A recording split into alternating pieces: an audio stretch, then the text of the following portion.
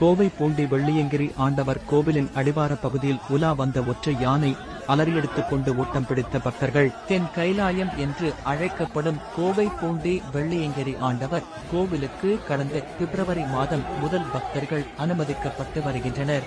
இந்த நிலையில் கடந்த சில தினங்களாக பௌர்ணமியை முன்னிட்டு பக்தர்களின் கூட்டம் அதிகமாகவே இருந்து வருகிறது. இந்த நிலையில் கடந்த சில தினங்களாகவே வனப்பகுதியில் இருந்து வெளியேறும் ஒற்றை காட்டு யானை வெள்ளியங்கிரி ஆண்டவர் கோவிலின் அடிவார பகுதியில் உலா வந்தது.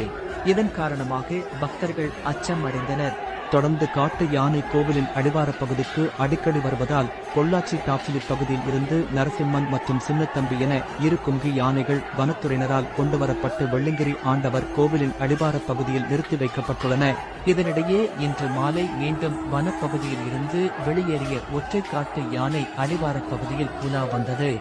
இதனை கண்ட பக்தர்கள் மற்றும் வியாபாரிகள் அச்சத்தில் அலறி அடித்துக் கொண்டு அங்கும் இங்கும் ஓட்டம் பிடித்தனர். மேலும் சப்தமிட்டும் கூச்சலிட்டும் யானையை துரத்த முயன்றும் யானை எதற்கும் அசராமல் துரத்தியவர்களை மீண்டும் துரத்தியது. இதனால் பக்தர்கள் அச்சத்தில் ஆழ்ந்துள்ளனர். வனத்துறையினர் உரிய நடவடிக்கை எடுக்க வேண்டும் என பக்தர்கள் சார்பில்